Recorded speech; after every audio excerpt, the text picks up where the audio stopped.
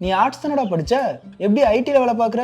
எந்த டிகிரினாலும் பரவாயில்லண்ணா. சென்னையில் இருக்க எஸ்எல்ஏ ஐடி ட்ரைனிங் இன்ஸ்டியூட் தான் நான் ட்ரைனிங் எடுத்தேன். மாதம் 30,000 சம்பாதிக்கிறேன். சூப்பர்டா. For IT training and placement contact 887076 67784.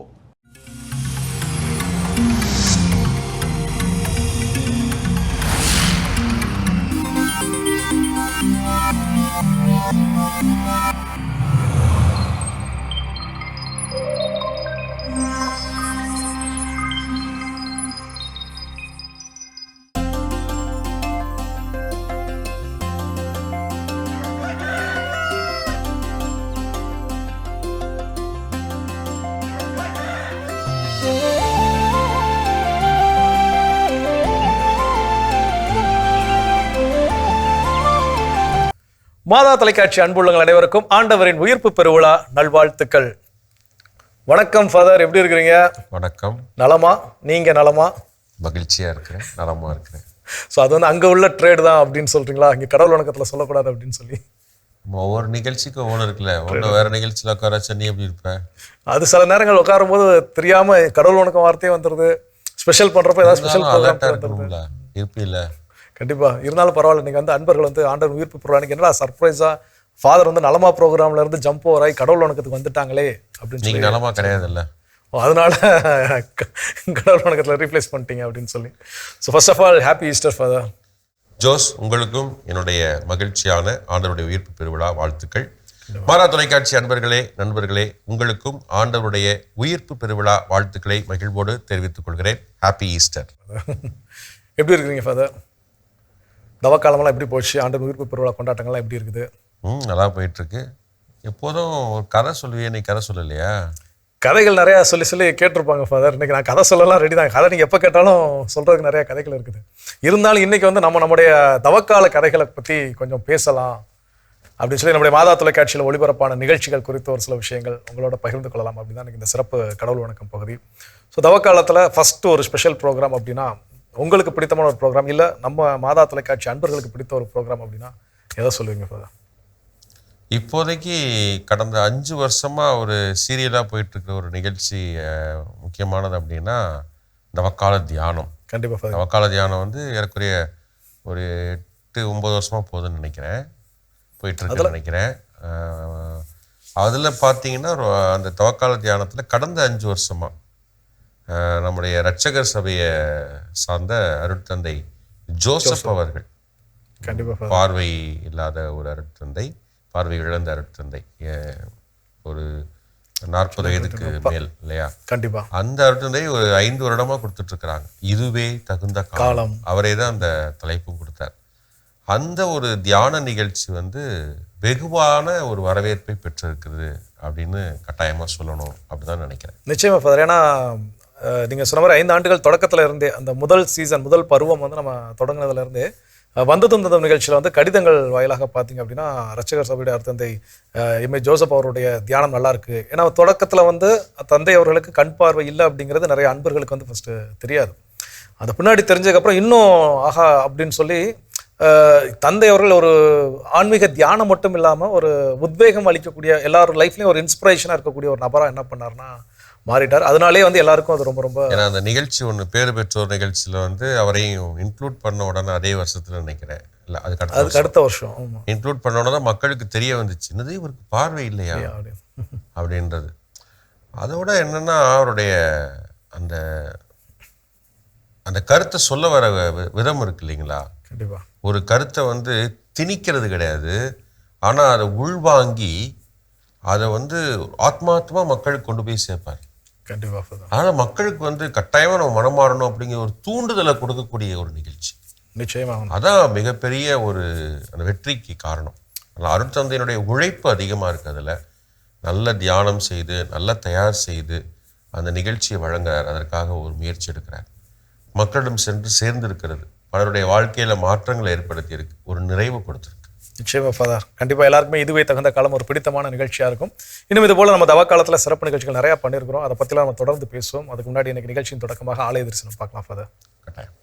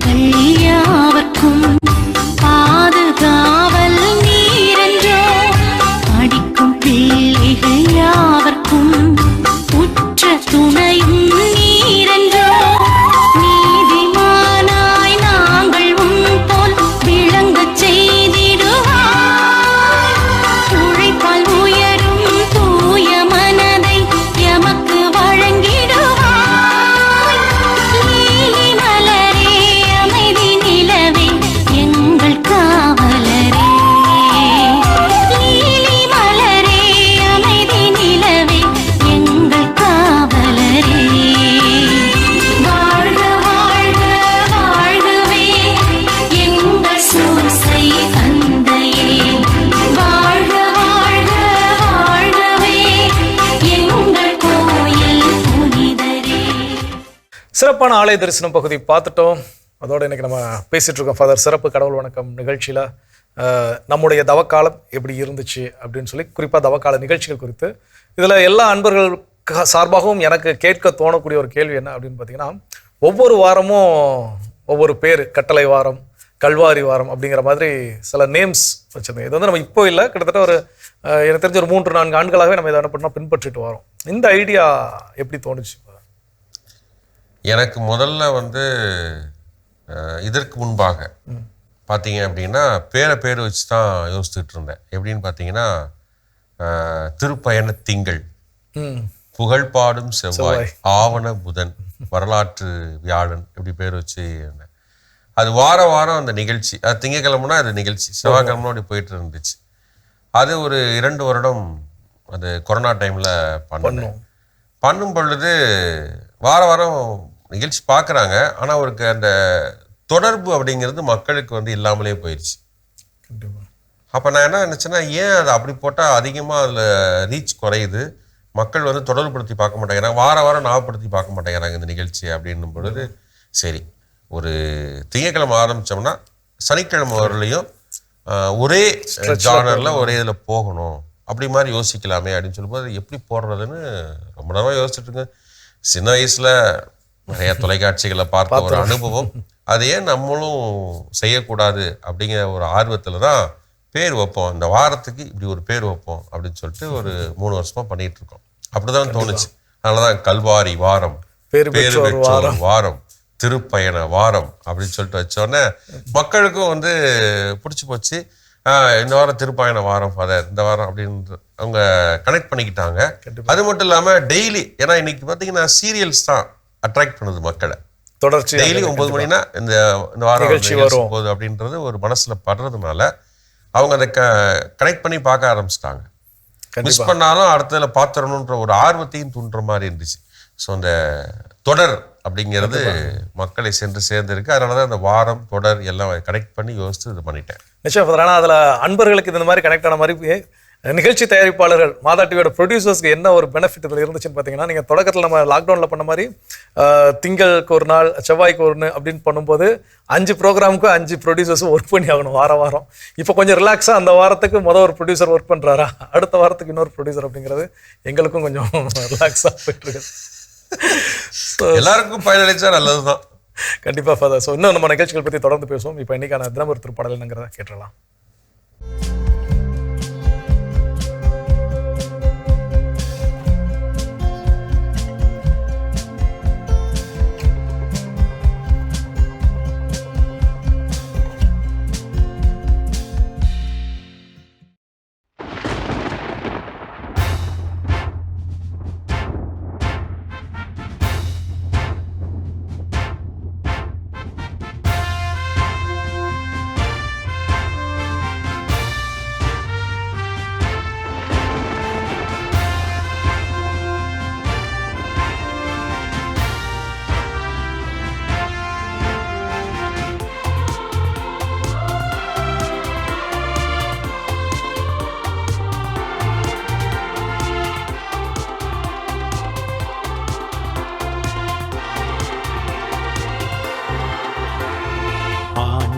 தோற்றுவித்த வெற்றியின் நாள் இதுவே, அக்களிப்போம் இன்று அகமகிழ்வோம்.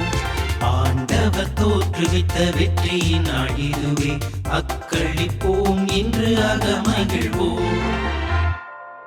ஆண்டவருக்கு நன்றி செலுத்துங்கள், ஏனெனில் அவர் நல்லவர், என்றென்றும் உள்ளது அவரது பேரன்பு, என்றென்றும் உள்ளது அவரது பேரன்பு என இஸ்ராயேல் மக்கள் சாற்றுவார்களாக.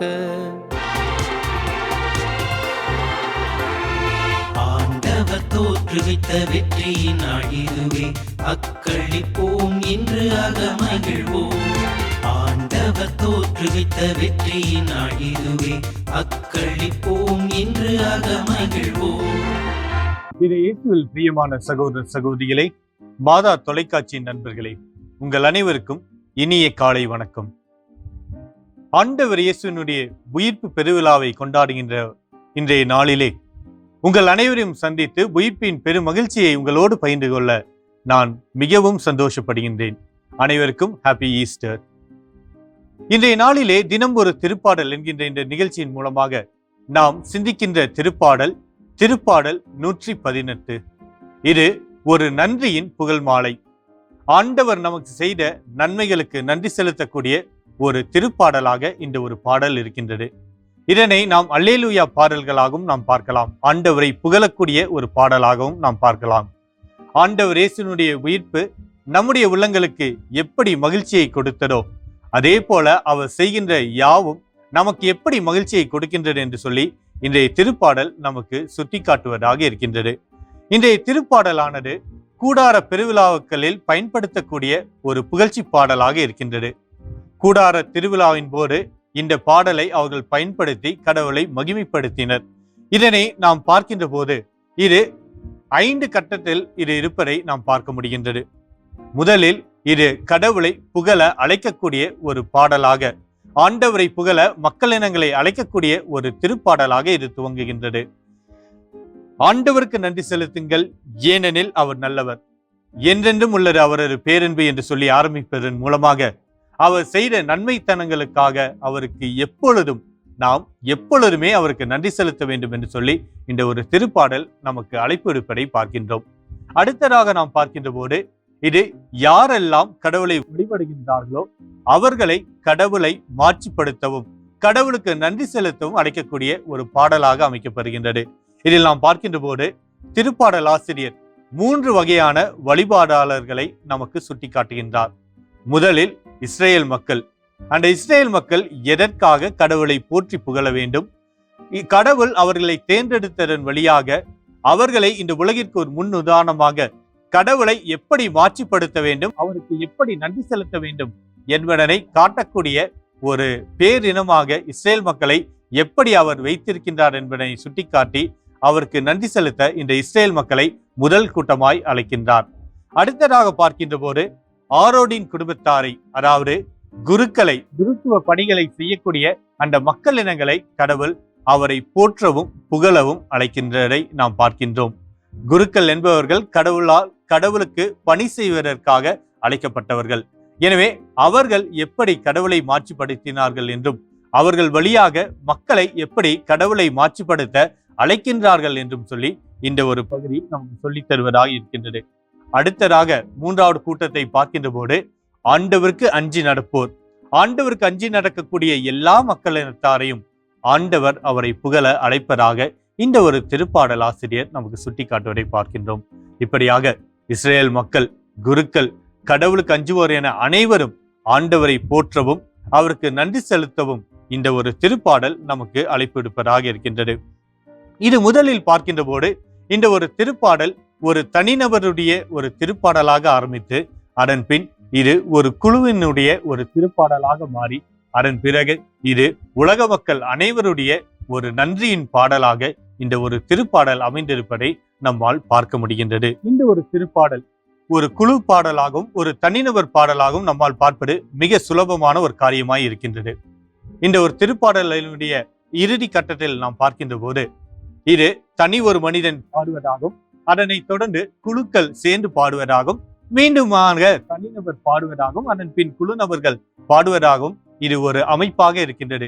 இந்த ஒரு பகுதியை விவிலி அறிஞர்கள் அந்த கூடார திருவிழாவின் போது பவனியாக செல்லுகின்ற போது ஒருவர் முன்னின்று அந்த பாடலை பாட பின் வருபவர்கள் அதற்குரிய மறுமொழியை கூறுவதாகவும் பின் மீண்டுமாக முன் இருப்பவர் அதனை பாடுவதாக பின் இருப்பவர்கள் அதற்குரிய பதிலை கூறுவதாகவும் இருப்பதாக நமக்கு விவிலி அறிஞர்கள் சொல்கின்றார்கள்.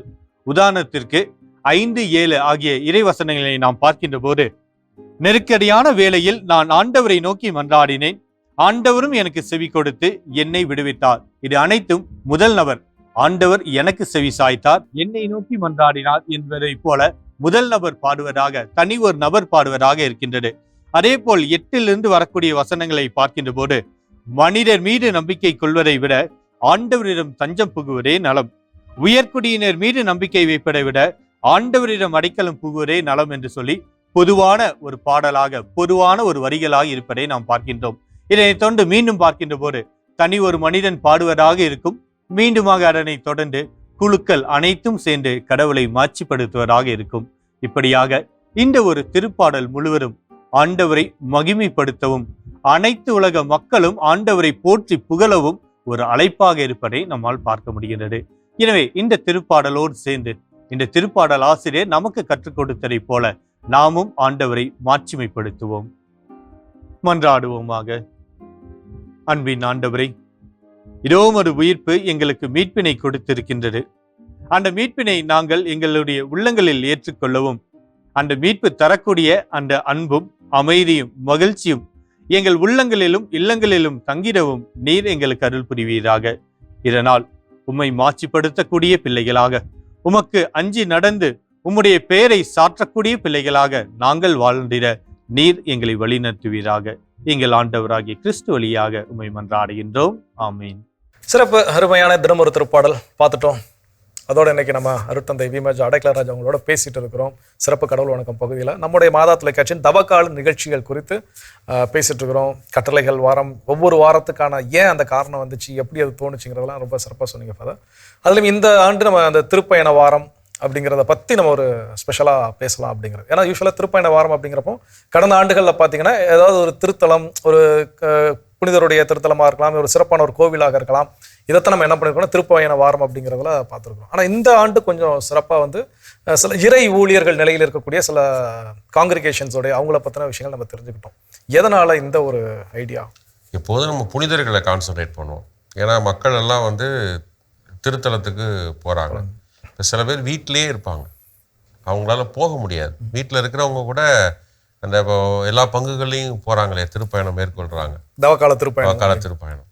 அப்போது இது உங்களுக்கு போகவே முடியாது அப்படிங்கிற ஒரு ஏக்கம் இருக்கும், என்னால் போக முடியல, அதை நிவர்த்தி செய்யணும் அப்படிங்கிறது அந்த கான்செப்ட் கொண்டு வந்தது. சரி, திருப்பயணம் அப்படின்னு சொல்லிட்டு மக்கள் வீட்டில் இருந்தே ஒரு சில புனிதர்களை அந்த திருத்தலத்தை போய் பார்த்துக்கிட்டோம், அவங்களும் பங்கெடுத்துக்கிட்டோம். ஸோ வர்ச்சுவலாக அவங்கள செய்யலாம் அப்படின்னு சொல்லிட்டு தான் யோசிச்சேன். அப்படி இந்த வருஷம் என்ன பண்ணலாம் அப்படின்னு ஒரு நானும் நம்ம ப்ரொடக்ஷன் சூப்பர்வைசர் இருக்கார்ல நம்ம அலெக்ஸ் சார், ஆனால் டிஸ்கஸ் பண்ணிக்கிட்டு இருந்தோம். அப்போ அவர் தான் இந்த ஐடியா ஃபஸ்ட்டு சொன்னார் இன்னைக்கு இந்த வருஷம். என்ன சொன்னார் அப்படின்னா, ஃபாதர் நம்ம இறை ஊழியரை ஏன் ஃபாதர் கான்சன்ட்ரேட் பண்ணக்கூடாது அப்படின்னாரு. சார் சூப்பர் சார், அருமை சார், யாருமே யோசிக்கல அப்படின்னு சொல்லிட்டு உடனே ஆமாம் கட்டாயமாக. ஏன்னா இப்போ நம்ம திருத்தந்தை பிரான்சிஸ் அவர்கள் என்ன பண்ணியிருந்தாங்க அப்படின்னா, இந்த இறை ஊழியர்ல பட்டம் வந்து அதிகமாக கொடுக்க ஆரம்பிச்சாங்க. உங்களுடைய சபையை நிறுவனவங்களுக்கு அவர்களை பற்றிய முயற்சி, நீங்கள் இறை ஊழியருக்கான முயற்சி எடுக்கலாம் அப்படின்னு சொல்லி சொல்லும்போது எல்லாரும் முயற்சி எடுத்தாங்க. நம்மளும் ஒரு சில துறவர சபைகளுடைய நேரலை ஒளிபரப்பை செய்தோம் நம்ம. அப்படின்னும் பொழுது துறவர சபையில் ஏறக்குறைய நிறைய துறவர சபைகளில் நம்முடைய தமிழகத்தில் இறை ஊழியர்கள் இருக்கிறாங்க, அதேபோல் அறிவிக்கப்பட்டிருக்கிறாங்க, நம்முடைய திருச்சபை சார்பாக அங்கீகரிக்கப்பட்டிருக்கிறாங்க. அவர்கள் எங்களுக்கு தெரியும், ஒரு சிலருக்கு தான் தெரியும், மக்களுக்கு தெரியாது. அப்போ அவங்களையே மக்களுக்கு கொண்டு போய் சேர்க்கக்கூடாது. இது அந்த துறவர சபை எவ்வளவோ அவங்க துறவர சபையை ஏற்படுத்துறதுக்காக உழைச்சிருக்கிறாங்க. கண்டிப்பா இல்லைங்களா? எளிதில்லை, அவ்வளோ எளிதான காரியம் இல்லை. ஒரு துறவர சபைக்கு பின்னாடி எவ்வளோ வரலாறு இருக்கு. அப்போ அந்த இறை ஊழியர் எவ்வளோ கடினப்பட்டு அதை உருவாக்கியிருப்பாரு. ஏன் அந்த ஒவ்வொரு துறவர சபையும் பார்க்கும்போது அந்த பெண்கள் அல்ல அந்த அருட்தந்தையர்கள் உருவாகிறாங்கன்னா அதுக்கு பின்னாடி கட்டாயம் ஏதாவது ஒரு ஸ்டோரி இருக்கும். நிச்சயமா அது இங்கே ஒரு சிலது நாங்கள் எடுக்கும்போது தான் ரொம்ப இன்ட்ரெஸ்டிங்காக இருந்துச்சு. அப்போ கட்டாயம் அதை செய்யணும்னு சொல்லி கொஞ்சம் டீப்பாக ஒர்க் பண்ணி முதல்ல இந்த வருஷம் வந்து துறவரை சபையை சார்ந்த அருட் சகோதரிகள் ஓகேங்களா, அவங்கள நம்ம இந்த வருஷம் போய் கவனம் செலுத்தலான்னு சொல்லி அவங்கள அப்ரோச் பண்ணோம். ரொம்ப ஆர்வமாகவே 6 பேர் பங்கெடுத்தாங்க. யார் யாரும் ஞாபகம் இருக்குது அவங்களுக்கு? ஒரு சிலர் மட்டும்தான் ஞாபகம் இருக்கு. ஆமாம், கோயம்புத்தூர் ப்ரெசன்டேஷனு, அப்புறம் ட்ரிச்சி சென்டான்ஸு, மாதவரம் சென்டான்ஸு, அதுக்கப்புறம் பாண்டியில் இருக்கக்கூடிய அந்த ஐஹெச்எம் காங்கிரிகேஷனு, அப்புறமேட்டு கொன்சாகா, அப்புறம் சிஐசி சிஸ்டர்ஸ் இங்கே மதுரை. ஸோ இவங்க இந்த 6 பேர் இருந்தோம். இப்போ உடனே ஆர்வம் வந்துருச்சு, எங்கள் சபையெல்லாம் நீங்கள் எடுக்கவே இல்லை, பெரிய சபை தானே எடுத்திருக்கிறீங்க அப்படின்லாம் சில பேர் கேட்க ஆரம்பிச்சிருக்கிறாங்க. ஆர்வத்தை அங்கே பாராட்டுறோம். இந்த 6 தானே நம்ம பிளானு, நிச்சயமா. அதனால் அடுத்த வருஷம் இதுக்கு அழகாக கண்டி பண்ணலாம். இன்னும் அருட் சகோதரிகள், அருட் தந்தையர்கள் சபையெல்லாம் இருக்குது துறவர சபையில், அவர்களையும் தொடர்ந்து கொண்டு போகலாம். மக்களிடம் இவருடைய பணிகளை எடுத்து செல்ல வேண்டும். இன்னும் இறையழைத்தல் அதிகமாக உருவாக்க வேண்டும். கண்டிப்பாக நிச்சயம். ஏன்னா இது இங்கே இந்த நிகழ்ச்சியினுடைய ஒரு வெற்றியாக நான் எதை பார்க்குறேன் அப்படின்னா, ஊருக்கெல்லாம் போயிருந்தப்போ சில பேர் சொல்கிறப்போ இறை ஊழியர்னா யாருன்னு ஃபஸ்ட்டு தெரிஞ்சுக்கிட்டோம் அப்படின்னாங்க. ஏன்னா நமக்கு எல்லாம் புனிதர்கள் அப்படிங்கிறவங்க நம்ம அதிகமாக பேசுகிறோம், இறை ஊழியரை பற்றி பேசுறது இல்லை. ஸோ இப்போ இறை ஊழியர் யாருன்னு தெரிஞ்சுக்கிட்டோம், இவ்வளோ பேர் இருக்கிறாங்களா அப்படிங்கிறத தெரிஞ்சுக்கிட்டோம். இப்போ ஒவ்வொருத்தரும் அவங்கவுங்க டைசிஸில் யார் யார் இருக்கிறாங்க, மறைமாவட்ட அளவில் யார் இருக்கிறாங்களா, என்ன ஏது. ஸோ இப்போ இதெல்லாம் அந்த ஒரு தூண்டுதல் அவங்களுக்குள்ள என்ன பண்ணியிருக்குன்னா ஏற்பட்டிருக்கு. இன்னும் வந்து நம்முடைய மாதா தொலைக்காட்சியில் வந்து துறவற சபையை சார்ந்த எல்லாரும் வாங்க வந்து உள்ள வந்து பணிகளில் ஈடுபடுங்க அப்படிங்கிறதுக்கான ஒரு அழைப்பு கூட அதுதான். நிச்சயமா. ஏன்னா இப்போ நிகழ்ச்சி பார்க்கக்கூடிய அன்பர்கள் கூட அருட்சகோதரி யாரும் இருந்தீங்க, உங்களுடைய சபைகளில் இருக்கிறாங்கன்னா கண்டிப்பாக நம்ம மாதத்துக்கு, ஏன்னா நமக்கு மேபி தெரியாமல் இருக்கலாம் அவங்களை குறித்து. ஸோ அப்போ நீங்கள் அதை தெரியப்படுத்துகின்ற பொழுது கண்டிப்பாக நீங்கள் சொன்ன மாதிரி அடுத்த வரக்கூடிய காலங்களில் அவர்களை குறித்தும் நம்ம ஒரு சிறப்பு நிகழ்ச்சிகள் கொடுக்கலாம். தொடர்ந்து பேசுவோம் ஃபாதர். இப்போ இன்னைக்கான புனிதர் பகுதியை பார்த்துட்டு வரலாம்.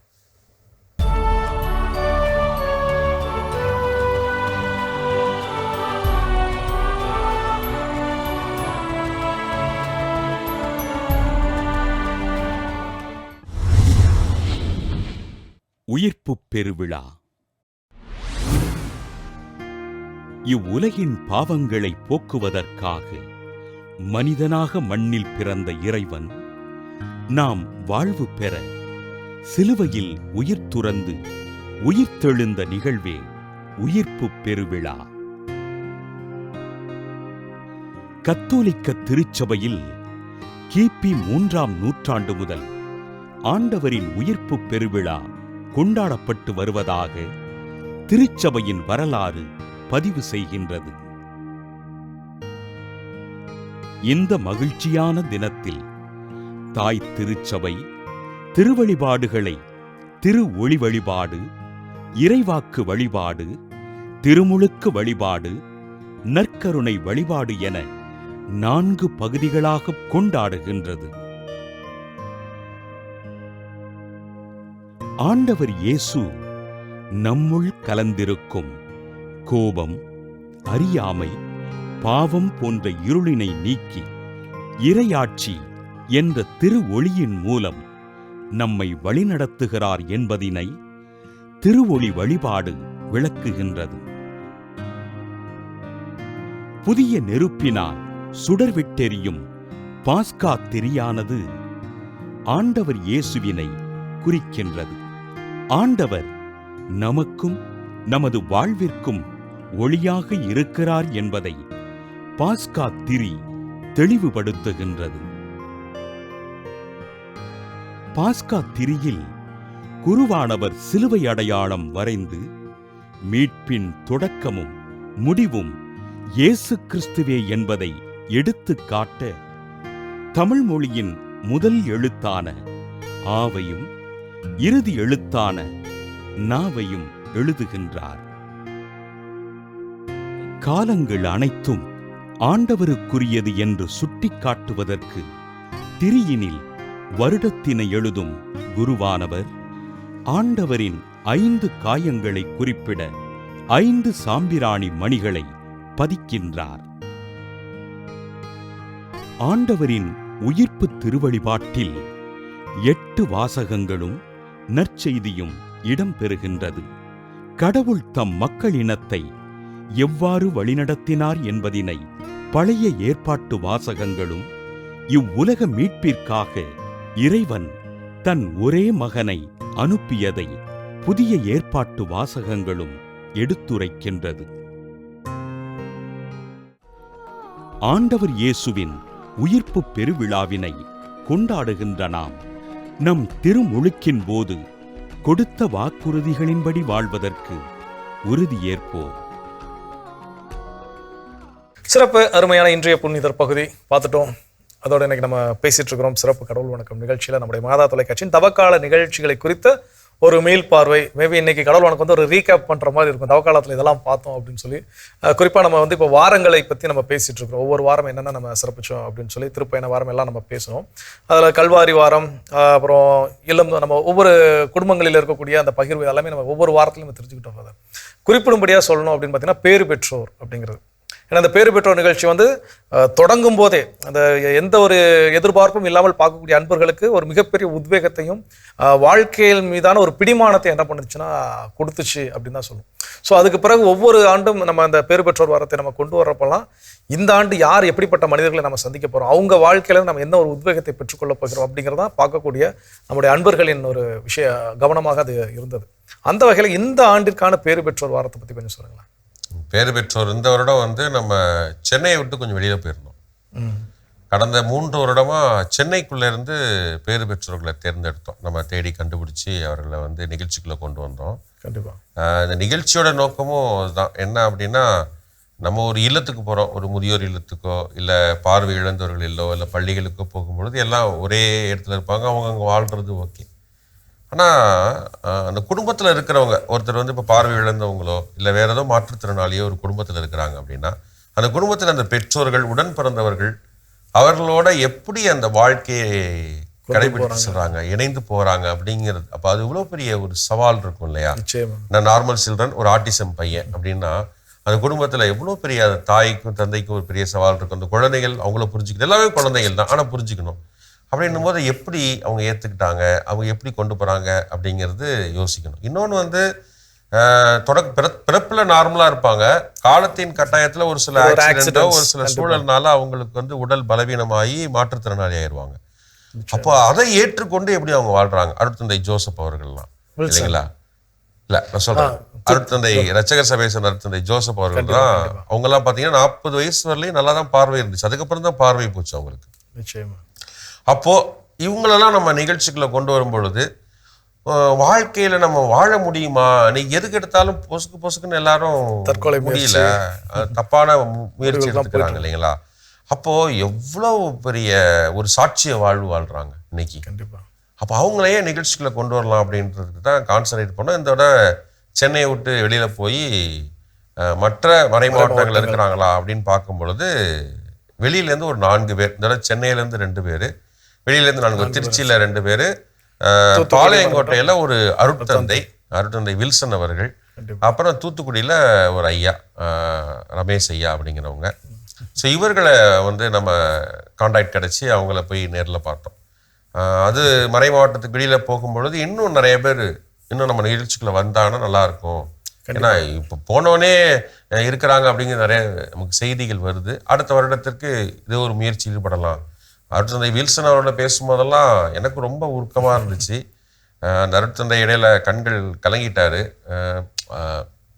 எனக்காக எல்லாரும் கஷ்டப்படுறாங்க அப்படிங்கிற சொல்லும் போதெல்லாம் அவரே ரொம்ப உருகிட்டாரு. அதே போல் ரமேஷ் ஐயாவாக இருக்கலாம், அப்புறம் திருச்சியில் வந்து நிம்மியாக இருக்கலாம், அந்த பையன் ஜெரியா இருக்கலாம், அவங்க குடும்பத்தில். அதே போல் இங்கே வந்து மைக்கேல் இன்ஃபன்ட்னு சொல்லிட்டு ஒரு பையன், அவங்க அப்பா அது என்ன சொல்கிறதுனே தெரில. அவங்க அப்பா வந்து அந்த பையனை வந்து 32 வருஷமாக பார்த்துட்டு இருக்கிறாரு. அந்த பையன் காது மட்டும்தான் கேட்கும், ஒரு காது தான் கேட்கும், மற்ற எதுவுமே செயல்படாது. அப்புறம் அம்மா ஜலஜா அம்மா, அச்சோ, இவங்க 6 பேர் அந்த வருஷம் சந்திச்சது மிக நல்ல எனக்கு ஒரு மிகப்பெரிய அனுபவம். வாழ்க்கையில் வந்து நம்ம ஏண்டா வாழ்கிறோம்ல, வாழ்கிறதுக்கு நம்ம காரணம் இருக்குது. நிச்சயமா. அதை வந்து நம்ம வாழ்ந்து காட்டணும் அப்படிங்கிற ஒரு தூண்டுதல் ஏற்பட்டது. எல்லாருக்கும் கட்டாயம் ஏற்பட்டு இருக்கு அப்படிங்கிற நம்பிக்கையும் இருக்குது. அதாவது நிகழ்ச்சி. நிச்சயமா ஃபாதர், கடவுளுடைய படைப்பில் யாருமே வீணானவர்கள் இல்லை, எல்லோருக்குமான நோக்கம் என்று இருக்கின்றது. அந்த நோக்கத்தை கண்டறிவதற்கான உத்வேகத்தை இது போன்ற நிகழ்ச்சிகள் வந்து கண்டிப்பாக கொடுக்குது அப்படின்னு தான் சொல்லணும் ஃபாதர். இன்னும் நம்ம நிறையா தொடர்ந்து பேசுவோம். அதுக்கு முன்னாடி நம்ம நிகழ்ச்சியில் ஒரு சின்ன பிரேக் எடுத்துக்கலாம் ஃபாதர். கட்டாயம்.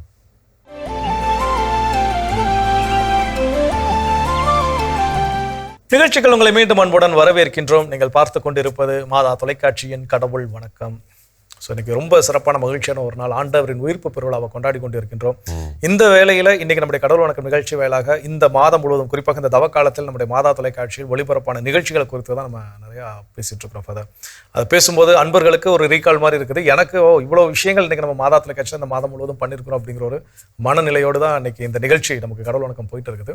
அதில் அடுத்ததாக நம்ம கட்டளைகள் வாரம். ஏன்னா இப்போ நம்ம சொன்ன நிகழ்ச்சிகள் எல்லாமே, ஒவ்வொரு வார நிகழ்ச்சிகள் எல்லாமே நம்முடைய மாதா தொலைக்காட்சியின் ரீஜனல் சென்டரான சாந்தம் கம்யூனிகேஷன் சென்டர்ல இருந்து நம்ம தயாரித்து வழங்கிய நிகழ்ச்சிகள்.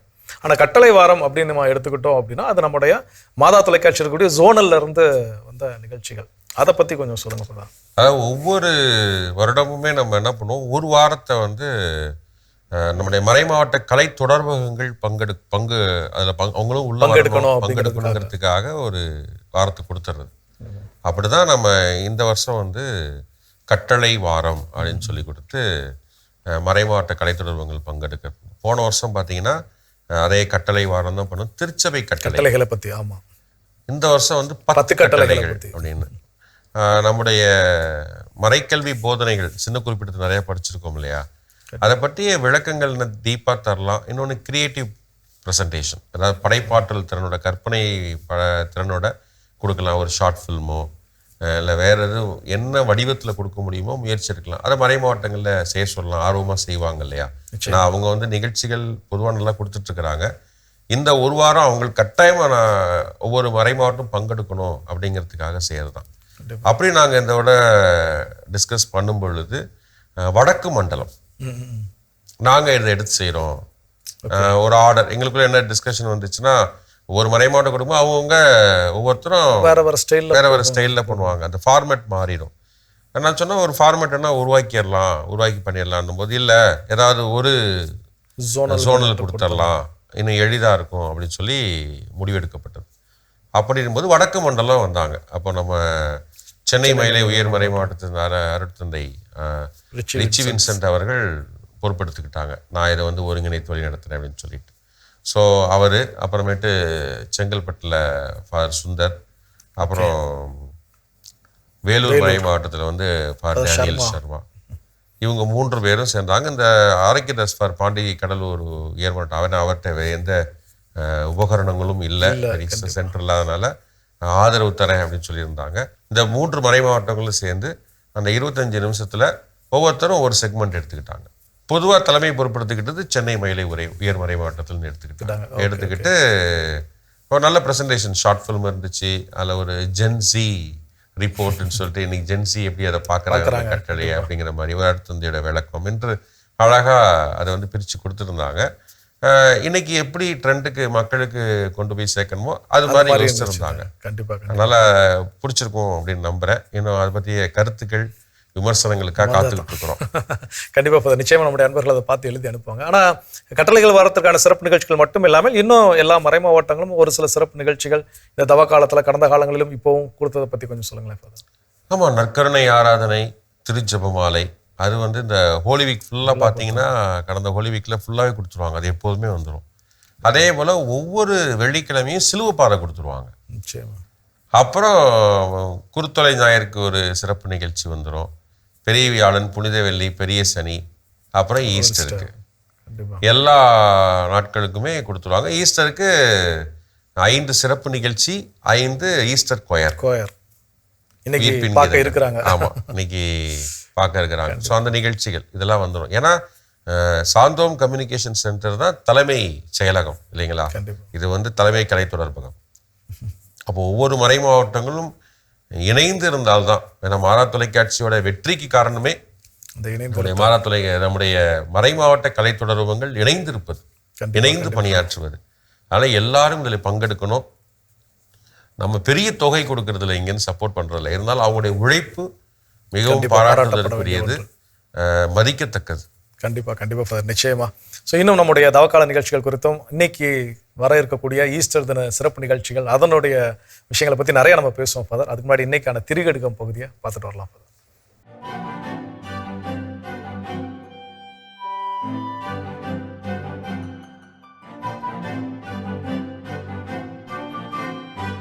அன்பிற்கினிய மாதா தொலைக்காட்சி சுவைஞர்களே, தமிழினிய நெஞ்சங்களே, வணக்கம்.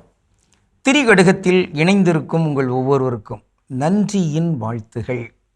இன்று மீண்டும் திரிகடுகத்தின் 11ஆம் செய்யுளில் இருக்கிறோம். இன்று 3ஆம் கருத்தினை நாம் ஆய்ந்து பார்க்கவிருக்கிறோம். துன்புறுத்தும் செயல்கள். விழியாதான் கூத்தாட்டு காண்டலும், வீழ கழியாதான் காவாது உரையும், தெளியாதான் கூரையுள் பல்காலும் சேரலும், இம்மூன்றும் ஊரெல்லாம் நோவது உடைத்து.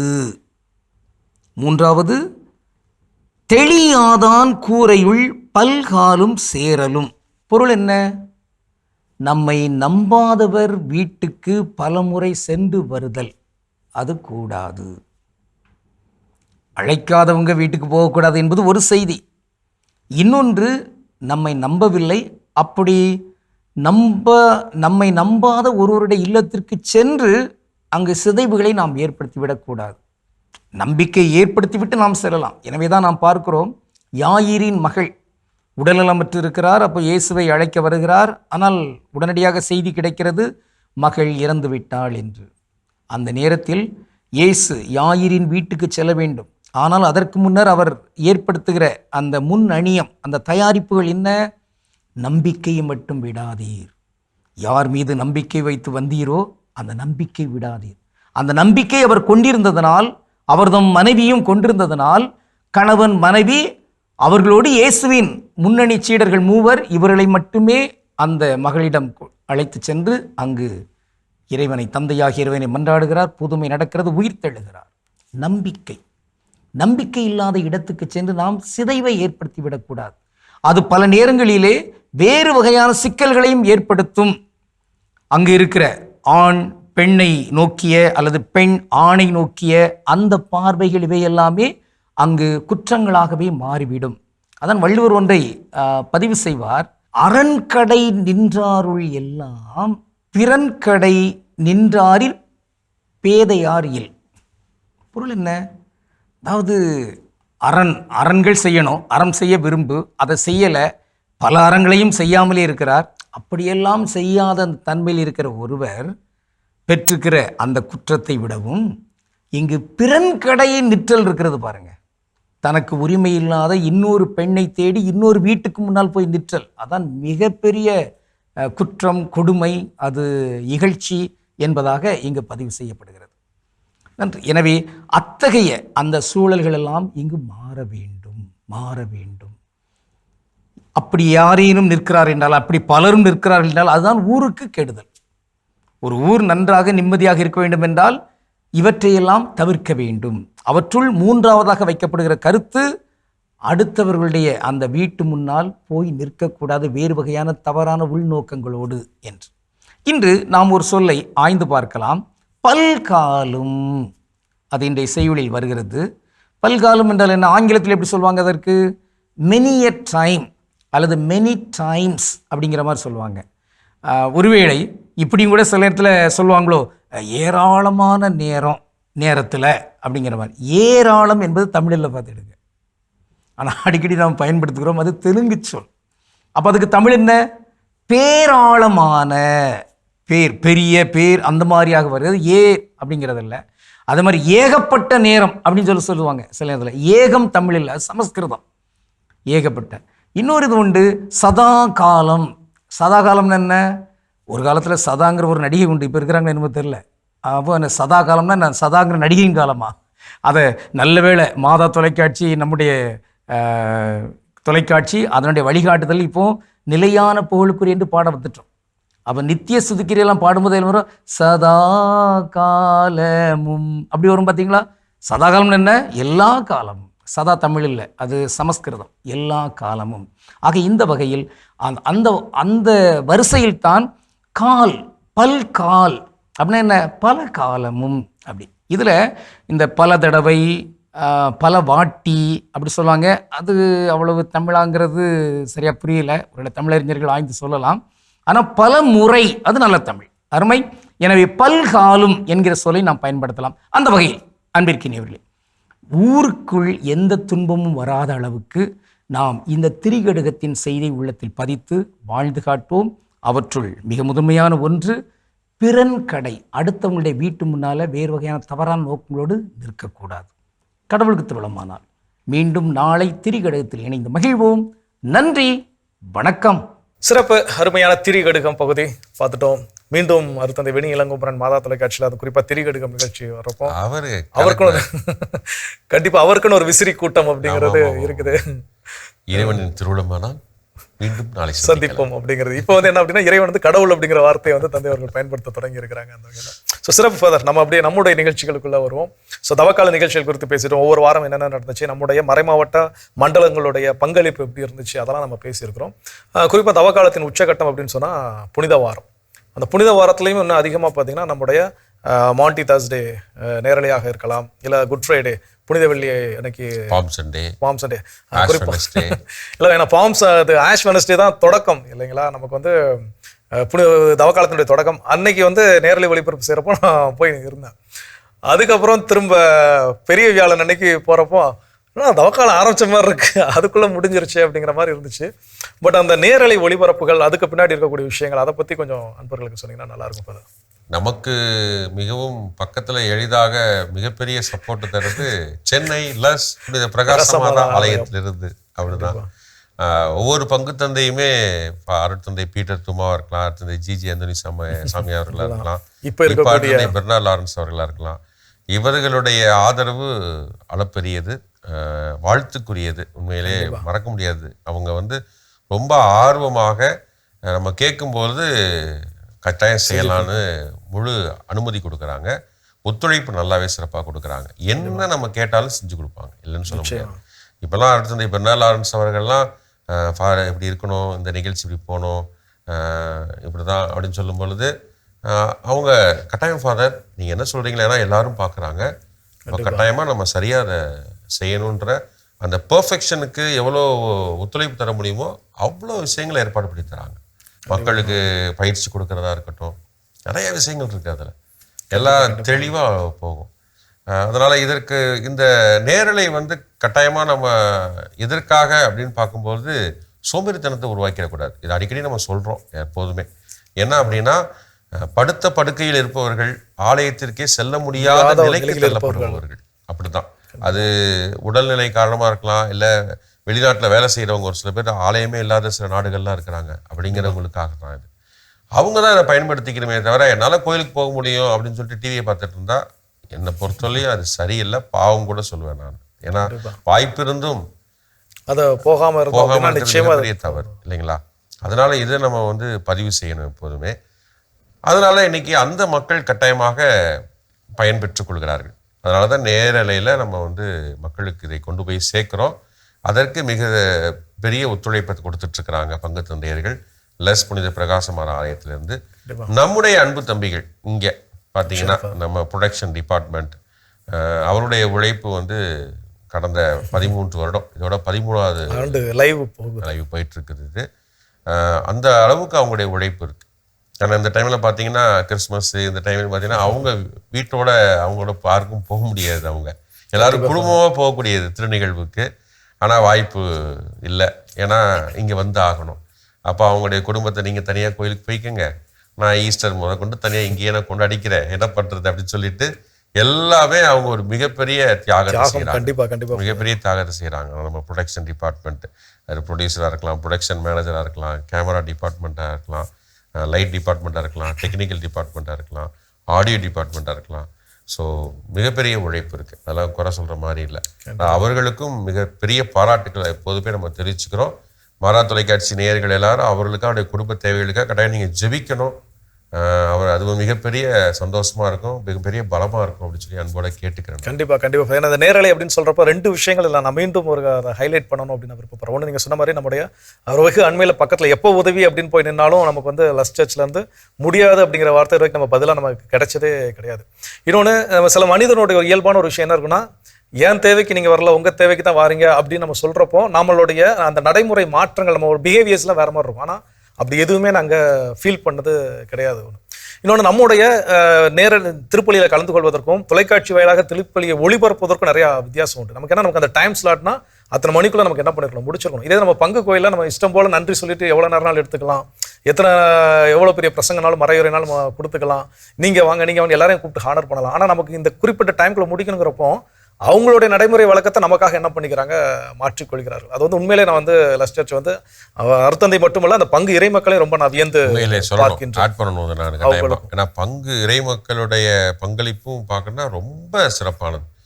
அவங்களும் பார்த்தீங்கன்னா இது நம்முடைய தொலைக்காட்சி, இதில் நம்மளும், அதாவது நான் டிவியில் வரேன் அந்த ஆசை கிடையாது, நம்ம என்ன கான்ட்ரிபியூட் பண்ணலாம் அப்படிங்கிற மனநிலையில ரொம்ப சிறப்பாக ஒத்துழைப்பு தராங்க. கண்டிப்பா ஃபாதர். ரெண்டாவதாக நீங்க சொன்ன மாதிரி நம்முடைய மாதா தொலைக்காட்சியினுடைய உடன் உழைப்பாளர்கள் எல்லாருமே, குறிப்பா அந்த கேமரா டீமா இருக்கலாம், ப்ரொடக்ஷன் மேனேஜரா இருக்கலாம், நீங்க சொன்ன மாதிரி எல்லாருக்குமே ஆவல் இந்த மாதிரியான திருவிழா காலங்களில் குடும்பமாக இணைந்து திருப்பலிக்கு செல்வது அப்படிங்கிறது எல்லாருடைய கனவாக இருக்கும். ஆனா இன்னைக்கு மாதா தொலைக்காட்சியில இந்த நேரலை நிகழ்ச்சி வாயிலாக முடியாதவர்கள் பார்க்கணுங்கிறதுக்காக தங்களுடைய அந்த சில இன்பமான நிகழ்வுகளை எல்லாம் அவர்கள் வந்து ஒதுக்கி தள்ளி விட்டுட்டு, அதில் குறிப்பா நிக்கோலஸை பத்தி சொல்லணும் பார்த்தீங்கன்னா, நான் வந்து சொல்லுவேன் 2-3 லைவுக்கெல்லாம் கூட வரும்போது குடும்பத்தோட என்ன பண்ணிடுவாருன்னா இங்க கூட்டிட்டு வந்துருவாரு, சரி நீங்களும் என் கூட வாங்க. அவருக்கு எல்லா செலிப்ரேஷனுமே மாதா டிவியோட தான். அது தொடக்க காலத்துல இருந்தே. ஸோ அப்படிங்கிறப்போ அந்த ஒவ்வொரு உடன் உழைப்பாளர்களும் குடும்பத்தினரையும் இந்த இடத்துல நான் நினைச்சு பார்க்குறேன். ஏன்னா வீட்டில் சப்போர்ட் இல்லாமல் வேலை பார்க்கக்கூடிய இடத்துல நிம்மதியாக யாராலையும் வேலை செய்ய முடியாது. அப்போ அந்த ஒத்துழைப்பு நீங்கள் கேட்டுக்கிட்ட மாதிரி மாதா தொலைக்காட்சி அன்பர்கள் கண்டிப்பாக ஒருக்கா சிறப்பாக ஜெபிப்பாங்க அப்படிங்கிறத நான் நம்புகிறேன். இன்னும் நிறையா பேசுவோம் ஃபாதர். இப்போ அதுக்கு முன்னாடி அடுத்த பகுதியை பார்த்துட்டு வரலாம்.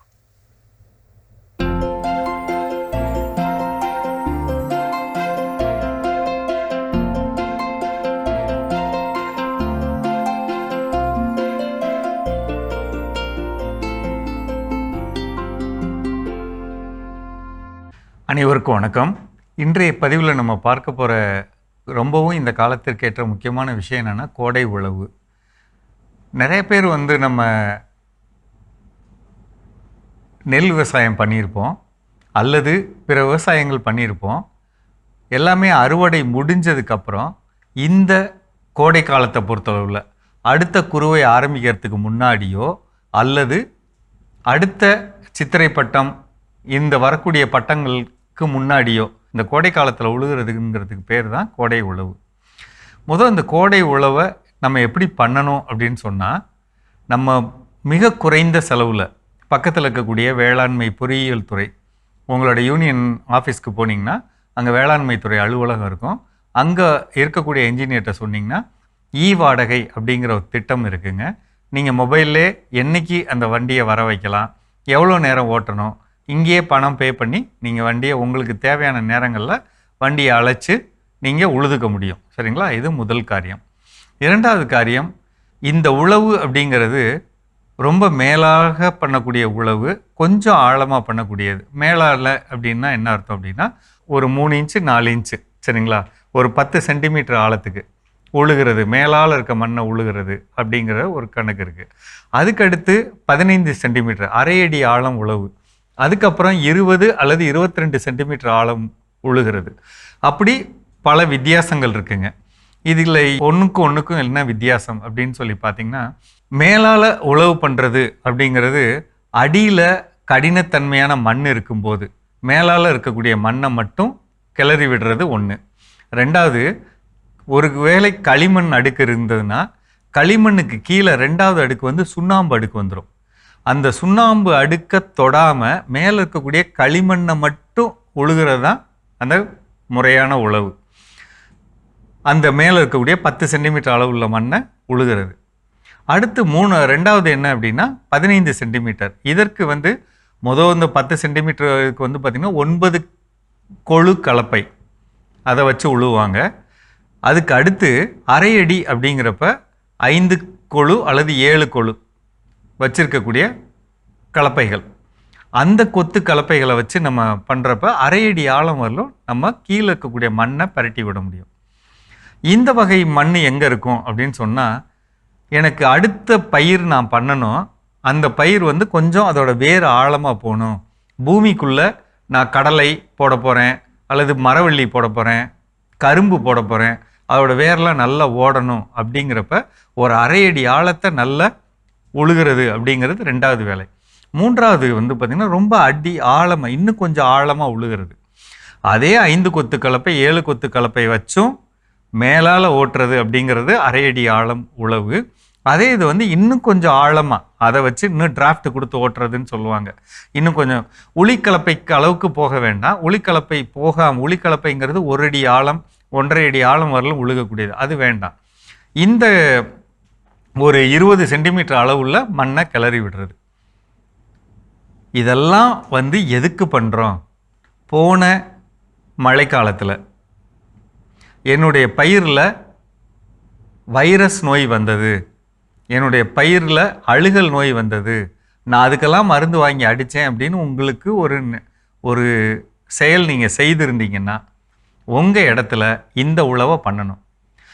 எந்த ஒரு தப்பான பாக்டீரியாவோ அல்லது தீமை தரக்கூடிய வைரஸ் கிருமிகளோ அதோட விதைகள் பூமியில் இருக்கும். அந்த பூமியில் இருக்கக்கூடிய கிருமிகளை நம்ம என்ன செய்கிறோம்னா மண்ணை உடைச்சி பிளந்து வெயிலுக்கு காட்டுற மாதிரி அமைப்புக்கு பண்ணுறோம்.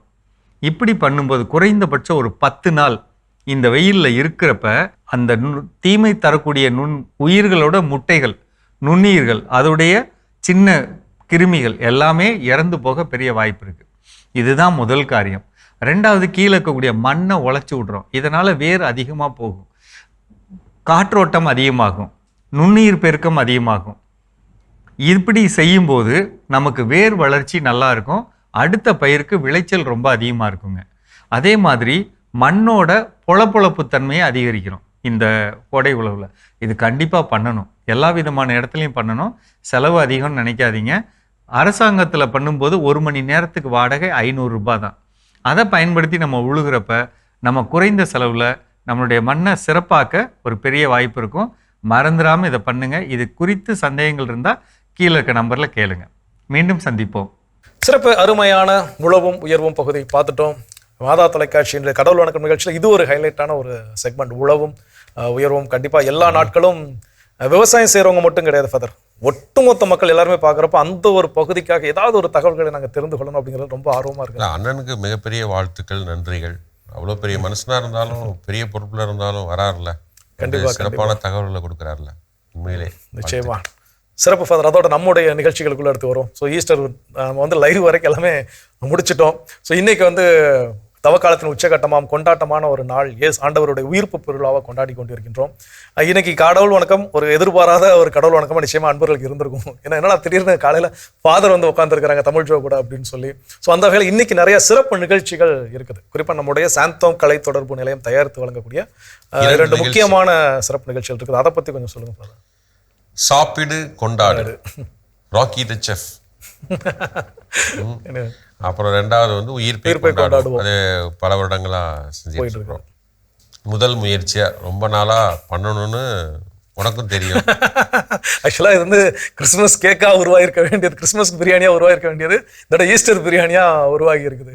ஆமா, அதனால இது வந்து சாப்பிடு கொண்டாடு அப்படின்றத முதல் முறை முயற்சி எடுத்திருக்கிறோம். ஏன்னா நம்முடைய சீஃப் செஃப், அதான் ஹீரோ அப்படின்னா பெரிய விஷயம்தான் அவர், எல்லாத்துலேயும் ஹீரோ தான் அவர்.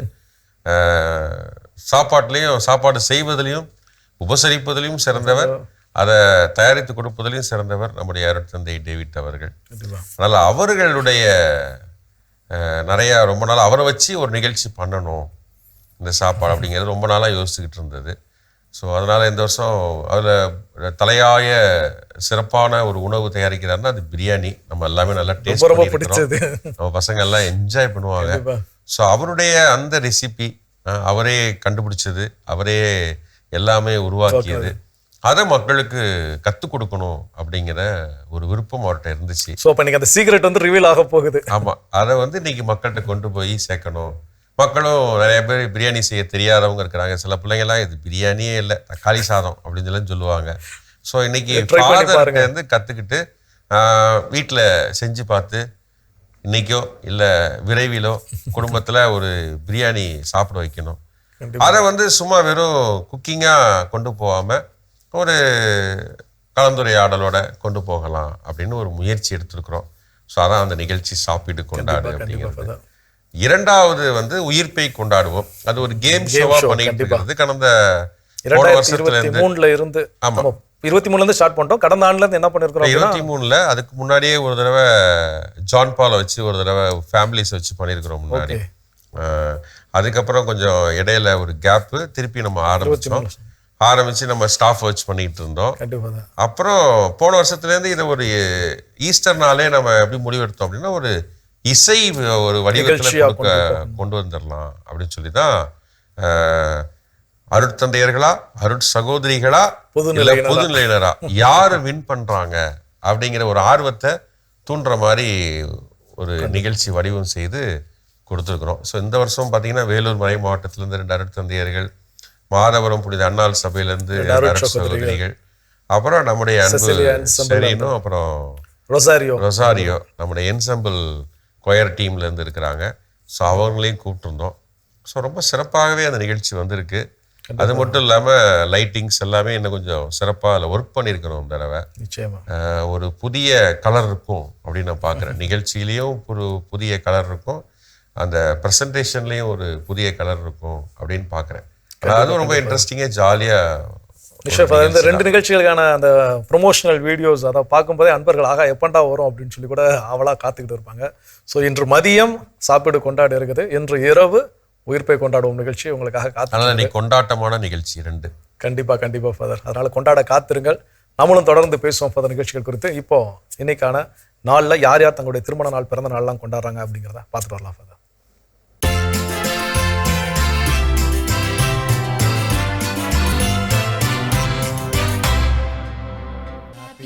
மரிய ஜெயம் இன்று தனது 90ஆம் ஆண்டு பிறந்த நாளினை கொண்டாடுகிறார்.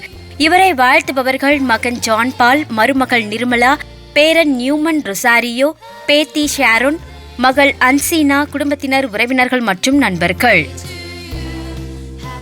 மரிய ஜெயம் இன்று தனது 90ஆம் ஆண்டு பிறந்த நாளினை கொண்டாடுகிறார்.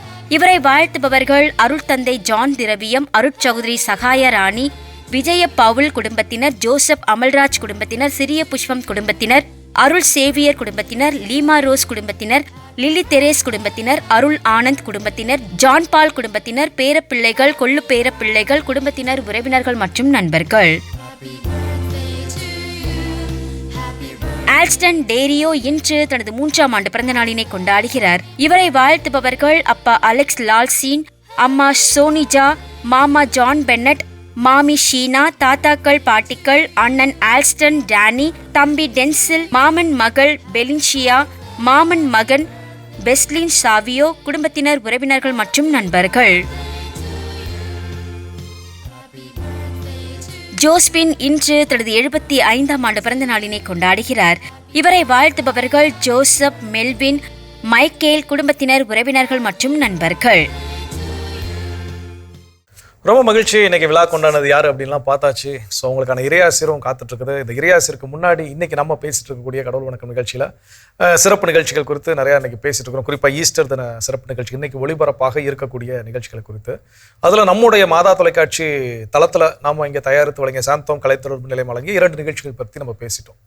ஏற்கனவே நம்முடைய ஜோனல் பற்றி ஒரு சில விஷயங்கள் நீங்கள் சொல்லியிருக்கிறீங்க. இப்போ அந்த சிறப்பு நிகழ்ச்சிகள் என்னென்னலாம் இன்னைக்கு நாளில் எந்தெந்த மண்டலங்கள் எந்தெந்த மறைமாவட்டங்கள் கொடுக்க இருக்கிறாங்க அதை பற்றியும் சொல்லுங்கள். 2 பகுதியாக பிரிச்சுக்கிறோம். என்னென்னா உயிர்ப்பின் கீதங்கள், உயிர்ப்பு கால பாடல்கள். 2வது சிறப்பு நிகழ்ச்சிகள். அதுதான். ஸோ ஈஸ்டர் ஸ்பெஷல் ஏதாவது ஒரு அவங்களுடைய கிரியேட்டிவ், அவங்களால என்ன முடியுமோ அவங்களுடைய சொந்த விருப்பத்தில் என்ன செய்ய முடியுமோ, ஒரு டாக் ஷோவாக இருக்கலாம், இல்லை வேற ஏதாவது படைப்பாற்றல் திறனோட நாடக வடிவிலையோ இல்லை நடன வடிவிலையோ அவங்க மறைமாவட்டங்களில் குழந்தைகள் பெரியவங்களை எப்படி பங்கெடுக்க வைக்க முடியுமோ அப்படி யோசிக்கலாம் அப்படிங்கிறதுக்காக ஒரு சிறப்பு நிகழ்ச்சிகள் அப்படின்றத நம்ம வருஷம் கிறிஸ்மஸ்க்கும் சரி ஈஸ்டருக்கும் கொடுக்குறோம். அதில் பார்த்தீங்கன்னா உயிர்ப்பின் கீதங்கள் அதில் பங்கெடுக்கக்கூடியவங்க 4 மறைமாவட்டங்கள் பங்கெடுக்கிறாங்க இந்த தடவை. அதில் மதுரை, அப்புறம் ஊட்டி, அப்புறம் இங்கே செங்கல்பட்டு, அப்புறமேட்டு இன்னொரு மறைமாவட்டம் வேலூர் மறைமாவட்டம். இந்த 4 மறைமாவட்டங்கள் உயிர்ப்பின் கீதங்கள்னு சொல்லிட்டு கொயர் நிகழ்ச்சி கொடுக்குறாங்க. உண்மையிலே இது ஒரு அங்கீகாரமாக இருக்கும். அவங்களுடைய மறைமாவட்டங்களில் நல்ல பாடகர்கள் இருப்பாங்க, நல்ல இசையமைப்பாளர்கள் இருப்பாங்க, அவங்க பங்கு பெறக்கூடிய அருமையான நிகழ்ச்சியாக இருக்கும். சிறப்பு நிகழ்ச்சிகள் செல்லும்போது இங்கே சென்னை மயிலை உயர் மறைமாவட்டத்திலேருந்து வராங்க, அப்புறம் கோயம்புத்தூர் மறைமாவட்டத்தில், அப்புறம் திருச்சி மறைமாவட்டம், அப்புறம் மதுரை, சிவகங்கை மறைமாவட்டம்னு வராங்க, கோட்டாறு மறைமாவட்டம். இந்த 5 மறைமாவட்டமும் சிறப்பு நிகழ்ச்சிகள் வழங்குறாங்க. ஸோ அதில் நிறைய விதவிதமான இருக்கும். அது டான்ஸும் இருக்கும், பாட்டும் இருக்கும், அப்புறம் ஒரு சில கலந்துரையாடல்களும் இருக்கும், இல்லை ஷார்ட் ஃபிலிம் கூட இருக்கலாம். ஸோ அவங்களால என்ன முடியுமோ அதை செய்வாங்க. இது நிறைய பேர் பங்கெடுப்பாங்க, குழந்தைகளும் பங்கெடுப்பாங்க, பெரியவர்களும் பங்கெடுப்பாங்க. ஸோ மறைமாவட்டத்தில் நிறைய பேர் பங்கெடுக்கக்கூடிய ஒரு வாய்ப்பு. கண்டிப்பாக ஒட்டுமொத்த தமிழகமே இந்த நிகழ்ச்சிகளை கொடுக்குறாங்க அப்படிங்கிற மாதிரி இருக்கும். பார்த்தீங்கன்னா கிறிஸ்மஸ்க்கும் நியூ இயருக்கும், கிறிஸ்மஸ்க்கு அதிகமாக, நியூ இயருக்கு சரி ஈஸ்டருக்கு சரி நம்ம பார்த்தோன்னா மோர் தென் 10 hours நம்ம எல்லாமே புதிய புதிய நிகழ்ச்சிகளாக நிகழ்ச்சிகள் கொடுப்போம். கண்டிப்பா கண்டிப்பா ஃபாதர். எந்த சேனல்லையும் இந்த அளவுக்கு நிகழ்ச்சி கொடுப்பாங்களா, தயாரித்து கொடுப்பாங்களா எனக்கு தெரியல. ஏன்னா நம்ம அதை வந்து செஞ்சிட்ருக்குறோம் பல வருடங்களாக. அப்போது எல்லாருமே பங்கெடுக்கிறாங்க, ஒட்டுமொத்த தமிழகமே பங்கெடுக்குது. கிறிஸ்மஸ்க்கெலாம் பார்த்தோன்னா வெளிநாட்டிலேருந்துலாம் மக்கள் பங்கெடுப்பாங்க, கண்டிப்பா நம்முடைய தமிழர்கள்லாம். ஸோ அந்த அளவுக்கு இது நமது தொலைக்காட்சி அப்படின்னு சொல்கிறது பொருத்தமாக இருக்குது. கண்டிப்பா அந்த உணர்வு மேலோங்கி இருக்க போய் தான் எல்லாருமே இதுல இந்த ஸ்பெஷல் இந்த சிறப்பு நாள்ல நாங்க நம்ம மாதா தொலைக்காட்சி மேல என்ன ஒரு நிகழ்ச்சியை கொடுக்க முடியும் அப்படின்னு சொல்லி எல்லாருமே அதுல வந்து ஈடுபாட்டோடு பங்கெடுக்கிறார்கள். சிறப்பு ஃபாதர். இன்னைக்கு விழா கொண்டாடுறவங்களுக்கான இறையாசிரியர் காத்திருக்குது, அதை பார்க்கலாம் ஃபாதர்.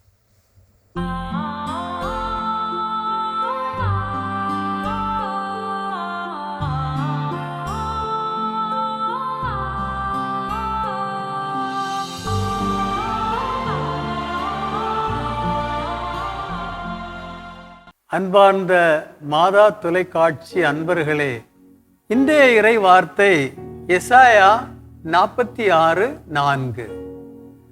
உங்கள் முதுமை வரைக்கும் நான் அப்படியே இருப்பேன், நரை வயது வரைக்கும் நான் உங்களை சுமப்பேன், உங்களை உருவாக்கிய நானே உங்களை தாங்குவேன், நானே உங்களை சுமப்பேன், உங்களை நானே விடுவிப்பேன்.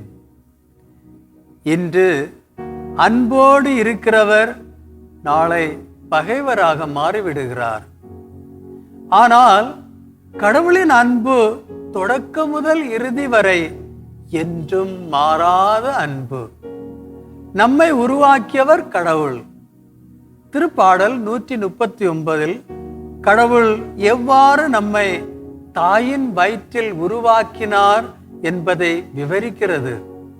நம்மை உருவாக்கியவர் கடவுள், வாழ்விப்பவர் கடவுள், இறுதி வரை நம்மை வாழ்விக்க போகிறவர் கடவுள். நேற்றும் இன்றும் நாளையும் மாறாத கடவுளின் அன்பில் நம்மை அர்ப்பணிப்போம். வாழ்வின் இறுதி வரை அவர் நம்மை தாங்குவார். இந்த நாள் இறை ஆசீரின் நாளாய் அமையட்டும். எல்லாம் வல்ல இறைவன், தந்தை, மகன், தூய ஆவியார் உங்கள் அனைவரையும் ஆசீர்வதிப்பாராக. ஆமேன். மகிழ்ச்சி. நம்ம அன்பு ஆயரோட இறையாசிரியர் நம்ம அனைவருக்கும் நிறைவாக கிடைச்சிருக்குது. இந்த மகிழ்ச்சியான நாளில் இன்னைக்கு சிறப்பு கடவுள் வணக்கம் நிகழ்ச்சியில் நம்ம மாதா தொலைக்காட்சியில் தவக்காலம் தொடங்கி இன்று வரை இருக்கக்கூடிய நிகழ்ச்சிகள் குறித்தும் நிகழ்ச்சிகளுக்கு பின்னாடி இருந்த சில விஷயங்கள் குறித்தும் நம்ம நிறையா பேசணும் ஃபாதர்.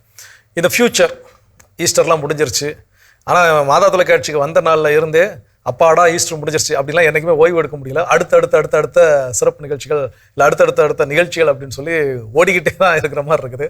ஆனால் ஒவ்வொரு டைம் சொல்லிக்கிறோம் அப்பாடா கிறிஸ்மஸ் முடிஞ்சிருச்சு, இனிமேல் தவக்காலம் தான் போவோம், கண்ணை மூடி திறக்கக்குள்ளே தவக்காலம் வந்துடும். ஈஸ்டர் சொல்லி அப்பாடா அடுத்து அப்படிமா அதுக்குள்ளே கண்ணை மூடி திறக்கக்குள்ளே வந்துடும். ஸோ அந்த மாதிரி அடுத்த சிறப்பு நிகழ்ச்சிகள்லாம் என்ன ஃபியூச்சர் பிளான் வச்சிருக்கிறீங்க ஃபாதர்? தெரியாத சட்டம் இல்லையா உனக்கு? இல்லை எனக்கு தெரியும்.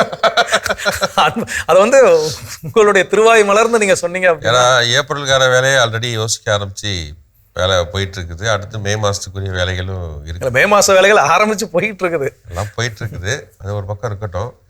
என்ன அப்படின்னா ஆல்ரெடி டிவைன் சிங்கர் சீனியர் வந்து காத்திருப்பில் இருக்கிறது. கண்டிப்பா ஃபாதர். அது ஏன்னா போன வருஷம் ஜூனியர் பண்ணோம், அந்த ஜூனியர் வளர தொடங்கிக்கிட்டோம் அப்படின்னு நான் நினைக்கிறேன். ஜூனியர்ல வந்து முதல் கட்ட பணிகள் எல்லாம் தொடங்கிட்டோம். இப்போ வந்து சீனியருக்காக காத்துட்டு இருக்கிறோம். அதற்கடுத்து பார்த்தீங்கன்னா குழந்தைகளுக்கான ஒரு சில நிகழ்ச்சி, அதாவது குழந்தைகளுடைய பள்ளிகளில் படிக்கக்கூடிய குழந்தைகளுக்கு ஒரு நாடகம், நல்ல நாடக ஒரு போட்டி நடத்தி அப்படி ஒரு கான்செப்ட் இருக்குது. அப்புறம் விவிலிய அறிவை வளர்க்கக்கூடிய விதமாக பார்த்தீங்கன்னா வினாடி வினா போட்டி, அதுக்கு நிறையா ஐடியா யோசித்து வச்சுருக்கிறோம். எல்லாம் தயாராக இருக்குது. இது மாதிரி நிகழ்ச்சிகள் புதுமையாக கொடுப்பதற்கான நிகழ்ச்சிகள் காத்திருப்பில் இருக்கிறது. நமக்கு தேவை பொருளாதார தேவையும் ஆள் தேவையும் தான், ரெண்டுமே தான். அதுலேயும் மிக உயர்ந்து இருக்கிறது பொருளாதார தேவை தான். இப்போ ஆட்கள் நமக்கு நிறைய டிவைன் சிங்கர் ஜூனியர் பண்ணும்போதெல்லாம் ஒரு ப்ரொடியூசரே 4 வேலையை பார்க்குற மாதிரி செஞ்சுருந்தோம். ஆனால் நமக்கு வந்து இன்னும் ஆட்கள் தேவைப்படுறாங்க. கண்டிப்பாக பணி அமர்த்துவதற்கு நமக்கு நிறைய பேர் தேவை. அப்படி அவங்கள அமர்த்தினால் அவங்களுக்கு மாதம் நல்ல ஊதியம் தரணும் இல்லைங்களா?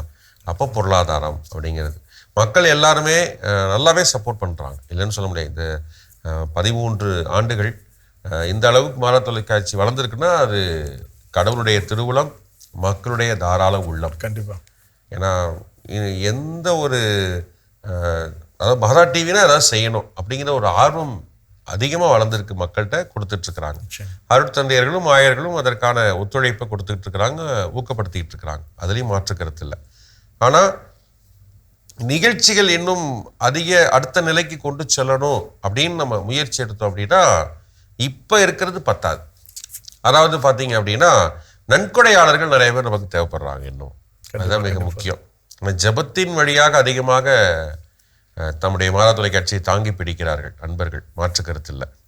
நன்கொடையாளர்கள் இன்னும் அதிகமான பேர் தேவைப்படுறாங்க, இன்னும் நிறைய பேர் கொடுக்க ஆசைப்படுறாங்க அப்படிங்கிறதும் தெரியுது. ஆனால் அவங்களுக்கு எப்படி கொடுக்கணும்னு தெரியல, எப்படி வந்து எங்கே சேர்க்கணும் அப்படிங்கிறது தெரியல. அதற்கு அருட்தந்தையர்களும் ஆயர்களும் அதே போல் மக்களுமே கூட முன்னுதாரணமாக இருந்து அவங்கள வழிநடத்தி கொண்டு வரணும் அப்படின்னு பார்க்குறேன். அதனால் மக்கள் இன்னும் அதிகமாக நன்கொடை கொடுக்க ஆரம்பிச்சிட்டாங்க, இன்னும் ஆதரவு அளிக்க ஆரம்பிச்சிட்டாங்க அப்படின்னா இன்னும் புதுமையான நிகழ்ச்சிகளை கொண்டு வந்து மக்கள்கிட்ட அவர்கள் விரும்பும் வகையில் கொடுக்க முடியும்.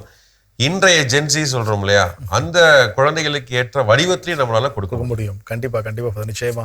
ஸோ ஆண்டவர் உயிர்ப்பு பெருவிழா அன்னைக்கு நம்முடைய சிறப்பு கடவுள் வணக்கம் நிகழ்ச்சி வேலையாக மாதா தொலைக்காட்சி நிகழ்ச்சிகள் குறித்து நிறைய விஷயங்கள் பேசியிருக்கிறீங்க. கண்டிப்பாக அன்பர்களுக்கு நல்ல ஒரு புரிதலை ஏற்படுத்தியிருக்கும். அதுவும் குறிப்பாக நம்ம சொன்ன மாதிரி இந்த பொருளாதார தேவைகள், ஆட்கள் தேவைகள், ஸோ இது ரெண்டுமே ரொம்ப ரொம்ப மாதா தொலைக்காட்சிக்கு தேவையான ஒன்றாக இருக்கின்றது. அந்த வகையில் பொருளாதார தேவைகள் நிச்சயமாக நம்முடைய அன்பர்கள் கண்டு அதை வந்து கவனித்துக் கொள்வார்கள் அப்படிங்கிறதுல எந்த சந்தேகம் இல்லை.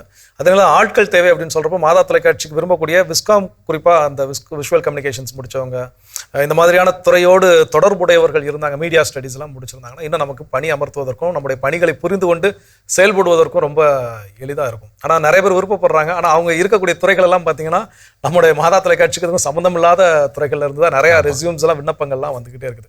ஸோ விஸ்காம் முடிச்சவங்க, மீடியா ஸ்டடீஸ் முடிச்சவங்க யாரெல்லாம் இருக்கிறீங்க, மாதா தொலைக்காட்சி விருப்பப்படுறீங்க ஜாயின் பண்ணுறதுக்கு அப்படின்னா கண்டிப்பாக மாதா தொலைக்காட்சியுடைய இணையதள மின்னஞ்சல் முகவரி info@madatv.in அப்படிங்கிறதுக்கு மறக்காம உங்கள் ரெஸ்யூம் என்ன பண்ணுங்க, அனுப்பி வைங்க. ஸோ சிறப்பு ஃபாதர், இன்னைக்கு நாளில் வந்து நம்முடைய அன்பர்கள் சார்பாக அன்பர்களுக்காக வந்து கலந்து கொண்டு மாதா தொலைக்காட்சி நிகழ்ச்சிகள் குறித்து பேசியிருக்கிறீங்க. ஸோ மாதா தொலைக்காட்சி இனியதங்கள் ஒவ்வொருவரின் சார்பாக உங்களுக்கு மனமார்ந்த நன்றிகளும் ஆண்டவரின் உயிர்ப்பு பெருவிழா வாழ்த்துக்களும் ஃபாதர். நன்றி ஜோ, நன்றி. ஸோ மாதா தொலைக்காட்சி அன்பர்களே, மீண்டும் உங்கள் அனைவருக்கும் ஆண்டவரின் உயிர்ப்பு பெருவிழா வாழ்த்துக்களை கூறி உங்களிடமிருந்து விடைபெறும் நாங்கள் மரியன் மைந்தன் தமிழ் ஜோ மற்றும் அன்பு அருத்தந்தை விமா ஜோ அடைக்கலராஜ் அவர்கள். இயேசுவுக்கே புகழ், இயேசுவுக்கே நன்றி, மரியே வாழ்க.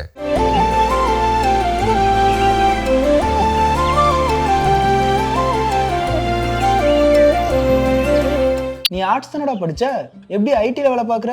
எந்த டிகிரினாலும் பரவாயில்லண்ணா, சென்னையில் இருக்க எஸ்எல்ஏ ஐடி ட்ரைனிங் இன்ஸ்டியூட் தான் நான் ட்ரைனிங் எடுத்தேன். மாதம் 30,000 சம்பாதிக்கிறேன். சூப்பர்டா. For IT training and placement, contact 8870767784.